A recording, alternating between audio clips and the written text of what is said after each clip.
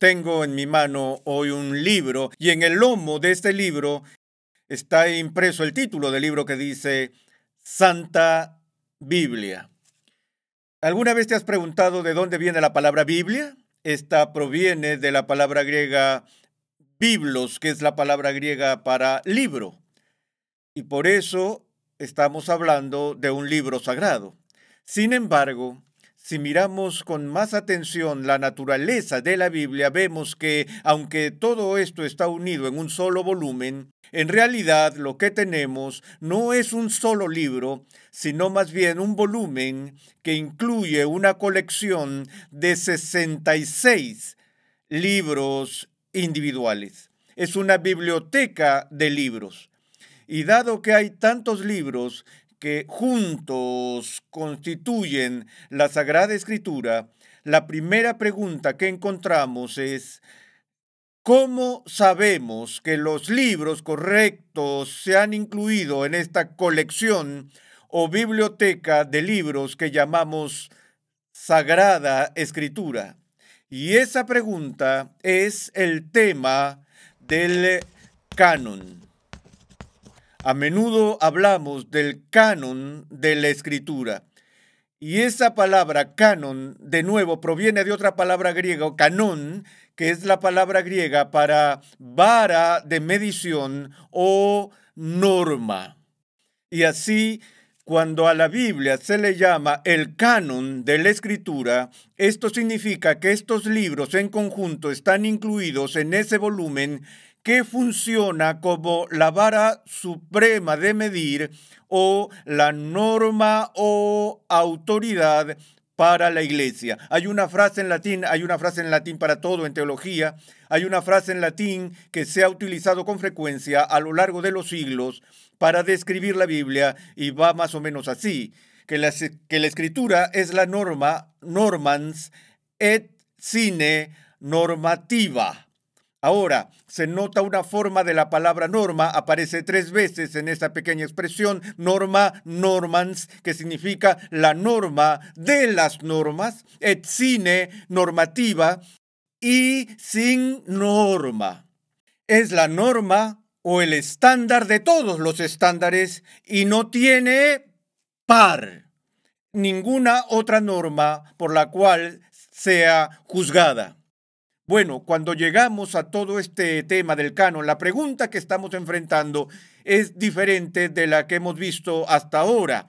Cuando antes examinamos el tema de la naturaleza de las Escrituras, examinamos los temas de la inspiración, de la infalibilidad y de la inerrancia. Debido a la brevedad del tiempo que tuvimos para cubrirlos, mencioné al pasar que si deseas un tratamiento más completo del concepto de inerrancia, les mencioné que tenemos esta explicación o comentario sobre la Declaración de Chicago, resumida de los artículos de afirmación y negación con respecto al concepto de inerrancia.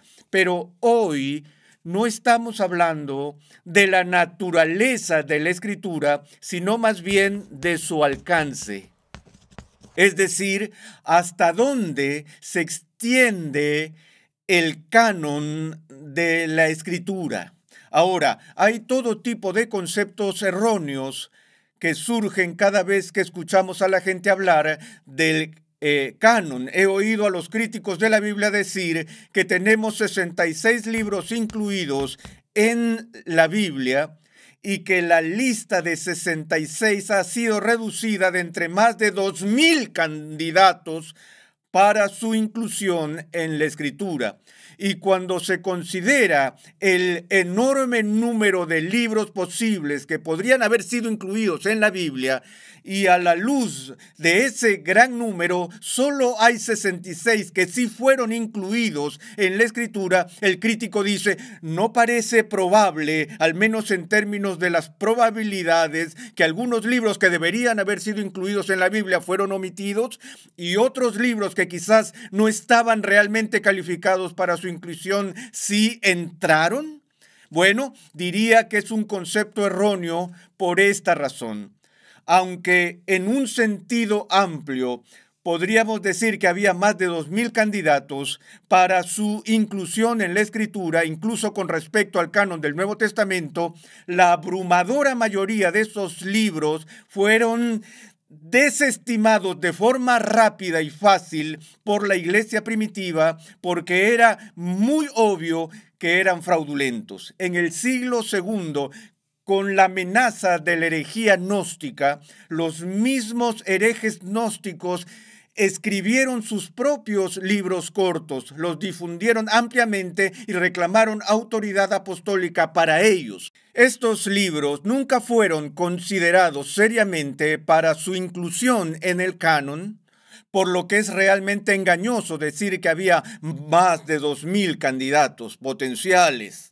Si realmente nos fijamos en el proceso de selección histórica que la Iglesia atravesó con mucha precaución y con cuidadosa investigación, verás que solo hay 2 o 3 libros, 3 a lo sumo, que alguna vez fueron considerados seriamente para su inclusión en el Nuevo Testamento, esto es, que en el análisis final no fueron incluidos. Entre ellos está el Didaqué, el Pastor de Hermas y la primera carta de Clemente de Roma. Pero si miran esos documentos y los leen por sí mismos, porque tenemos ediciones de lo que todavía están disponibles en la iglesia hoy, una de las cosas que saltan de las páginas mientras lees el material de estos escritores de finales del siglo I o principios del siglo II, que los propios escritores eran obviamente conscientes de que eran subapostólicos y postapostólicos. Ellos mismos se someten a la autoridad de los apóstoles y a sus escritos que salieron de la primera generación de la Escritura. Ahora, estos libros, por cierto, son importantes y útiles para nosotros en la iglesia y en la historia de la iglesia, pero, de nuevo, no hubo una discusión intensa o lucha por ninguno de estos 3 y su inclusión en el canon. Mucho de la controversia que la iglesia enfrentó en los siglos anteriores no se refería a los libros que no estaban incluidos, tanto como los que sí estaban, ya que las controversias eran con respecto a los libros que finalmente fueron incluidos en el canon. Y algunos de esos libros controversiales sobre los que se debatió durante algún tiempo incluyeron Segunda de Pedro, Judas, las epístolas de Juan, el libro de Apocalipsis y también, de forma más significativa, el libro de Hebreos. Ahora, otro concepto erróneo serio que surge a veces producto de un poco de aritmética descuidada. He oído a los estudiosos decir, no sé por qué tenemos una visión tan alta de la Biblia, ya que el canon no se estableció hasta 500 años después de Cristo. Ahora, ¿de dónde viene esa cifra de 500 años? Bueno, viene de esta fecha, el año 398 DC. Esto es a finales del siglo IV.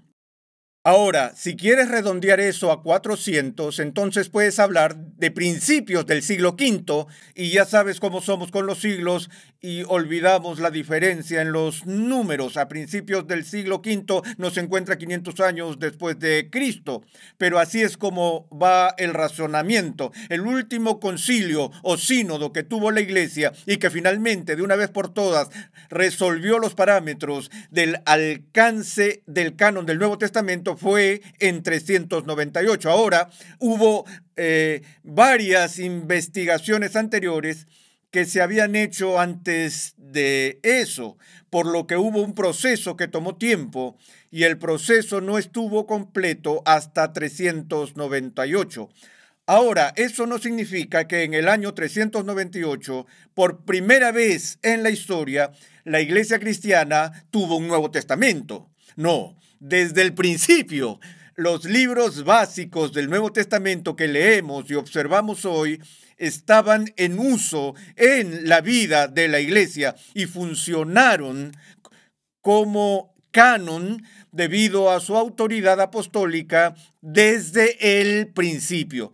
Lo que sucedió en 398 y en reuniones anteriores, como en la reunión muratoria, fue la formalización de los libros que iban a ser incluidos en el canon. Y el tema que provocó este proceso, en primer lugar, fue la aparición de un hereje quien dio el primer canon formal.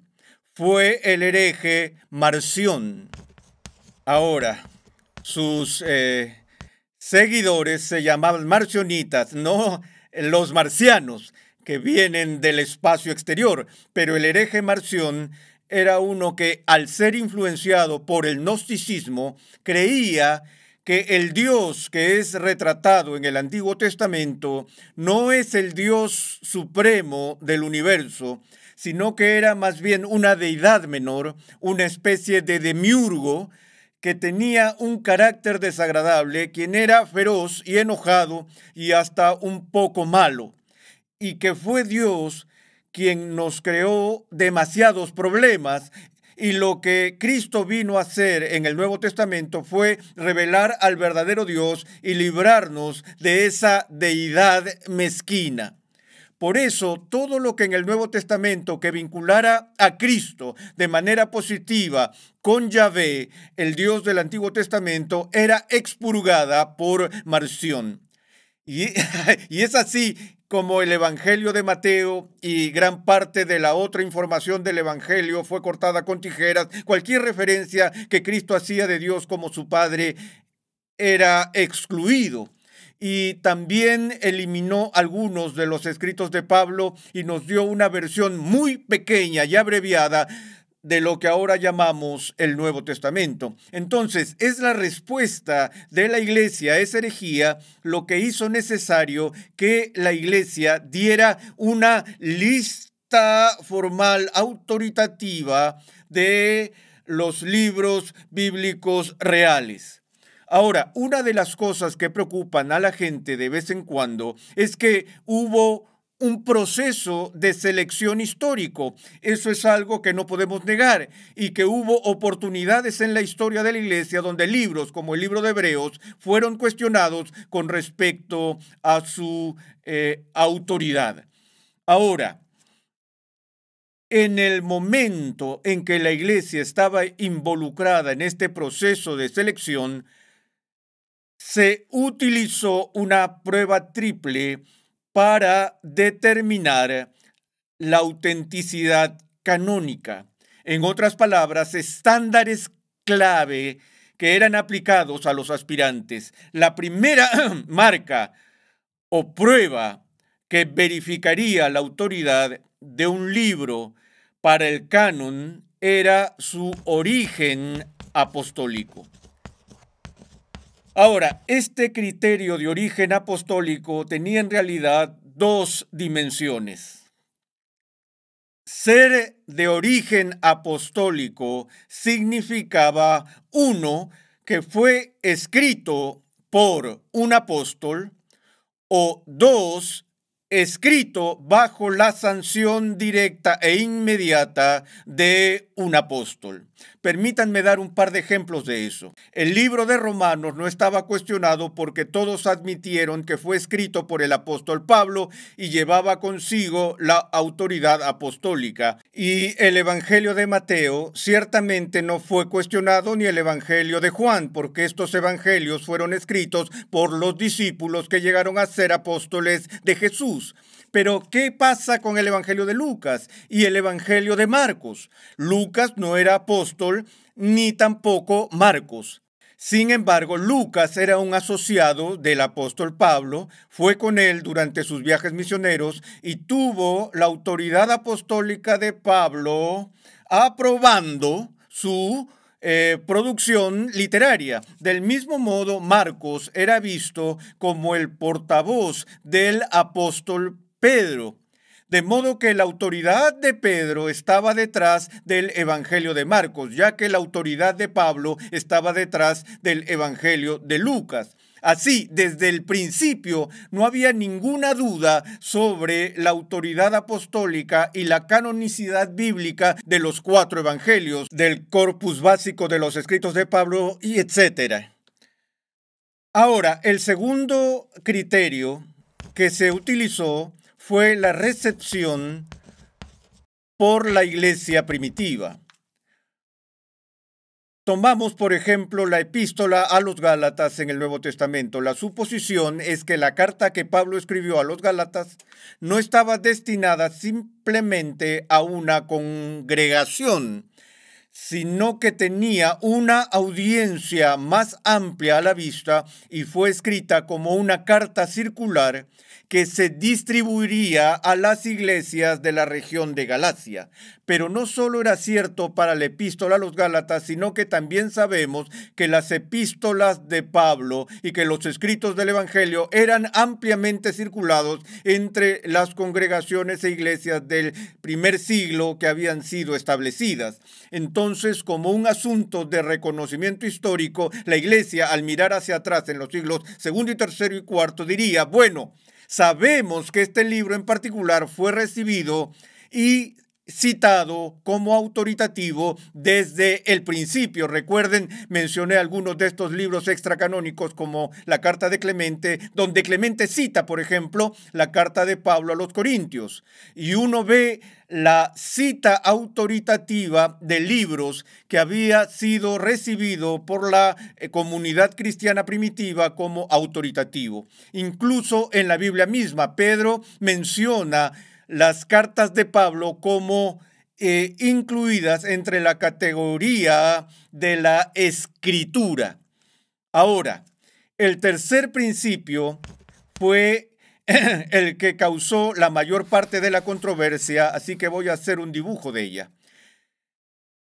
Tiene su núcleo interno de libros que fueron apostólicos y aprobados por las verificaciones apostólicas y luego también recibidos por la iglesia primitiva. Estos son los libros, el núcleo básico del Nuevo Testamento, que fueron aceptados en el canon sin ninguna controversia real. Y luego tienes lo que podríamos llamar un segundo nivel de libros sobre los cuales hubo algún debate. Y uno de los temas que se planteó con respecto a estos libros era la compatibilidad de la doctrina y de la enseñanza de estos libros con el núcleo sobre el que no había duda. Ahora, esto es lo que causó y provocó algunos de los problemas con el libro de Hebreos, porque Hebreos capítulo 6 a menudo ha sido interpretado por las personas como que indica que una persona que ha sido redimida por Cristo puede perder su salvación y que pareciera estar fuera de sincronía con el resto de la enseñanza de las Escrituras sobre ese tema, aunque ese capítulo puede ser interpretado de una manera tal que no esté fuera de la sincronía con el resto de las Escrituras. La ironía es que lo que finalmente giró en el debate sobre Hebreos fue el argumento de que Pablo era su autor. Y esta fue la creencia de la iglesia en los primeros siglos, que Pablo era el autor de Hebreos, lo que realmente lo puso en el canon. Eso es irónico en la medida en que hay pocos estudiosos hoy en día que todavía argumentan que Pablo lo escribió, pero hay aún muchos menos que negarían que pertenece al canon del Nuevo Testamento. Muy bien, así que ha habido este proceso de clasificación. Pero surgió una disputa, por supuesto, en el siglo XVI con la Reforma entre la Iglesia Católica Romana y los protestantes sobre el alcance y magnitud de las escrituras del Antiguo Testamento debido a la pregunta sobre la apócrifa, ese grupo de libros que se produjeron en el periodo intertestamentario. La Iglesia Católica Romana abrazó la apócrifa, las iglesias reformadas en su mayor parte no abrazaron la apócrifa y esa disputa se centró en el tema de cuál era el canon judío que Jesús aceptó y fue aceptado por Israel en el primer siglo. Y es un debate histórico debido a esto. Todas las evidencias de Palestina indican que el canon palestino judío no incluía la apócrifa, mientras que había algunas evidencias de que en Alejandría, en su biblioteca, que era el centro cultural para los judíos helenistas, es decir, griegificado o judíos de habla griega, incluía la apócrifa, aunque debo añadir que estudios más recientes sugieren que incluso ese canon de Alejandría reconoció la apócrifa solo en un nivel secundario y no en el nivel completo de la autoridad bíblica. Pero en cualquier caso, debido a la disputa sobre la apócrifa, la pregunta es, bueno, ¿quién tiene la razón? ¿La Iglesia Católica o los protestantes? ¿Y mediante qué autoridad determinamos cuál es el canon? Ahora, la postura protestante del canon se puede ver en esta fórmula. De acuerdo con los protestantes, cada libro que se encuentra en la Biblia es un libro infalible. Pero el proceso histórico experimentado por la Iglesia fue un proceso histórico que fue hecho por una Iglesia que no es infalible. Ahora, creemos que que la Iglesia fue guiada de forma providencial y asistida por la misericordia de Dios. Y lo creo con toda la convicción que tengo, que la Iglesia tomó la decisión correcta en cada punto, que cada libro que debería estar en la Biblia esté en la Biblia. Pero no creo que la Iglesia era inherentemente infalible en esa época o ahora. Quiero decir que la Iglesia siempre es capaz de cometer errores. Por eso tendremos que decir, como protestantes, que el proceso histórico de selección era un proceso emprendido por una institución que es falible. De modo que la colección en sí es una colección falible de libros infalibles. Mientras que la fórmula católica romana diría que ya que la Iglesia es infalible y cualquier cosa que la Iglesia decide en los concilios ecuménicos y demás es una decisión infalible, que el proceso de clasificación o proceso de selección histórica era el resultado de una Iglesia infalible. Así que para Roma tienes una colección infalible de libros infalibles. Esa es la diferencia. Los protestantes dicen, bueno, es posible que la Iglesia cometa errores. No conozco realmente a nadie que piense eso. Lutero, por supuesto, en un momento cuestionó la canonicidad del libro de Santiago y debido a ello la gente dijo que realmente no creía en la inerrancia de la Escritura y confundieron la diferencia entre el tema de la naturaleza de la Escritura y el tema del alcance de la Escritura, donde Lutero está diciendo, creo que toda la Biblia no tiene error, pero no sé si esto es parte de la Biblia. Ahora, él cambió de opinión en sus últimos años y se convenció de que Santiago era parte de la Biblia y debía ser canónico, pero su cuestionamiento del libro era parte de la postura de la Reforma de que la Iglesia era falible en el proceso. Mientras que Roma diría que no, la Iglesia no pudo haber cometido un error y por lo tanto no cometió un error. Una vez más, les felicito por un estudio más profundo de la pregunta histórica del desarrollo del canon.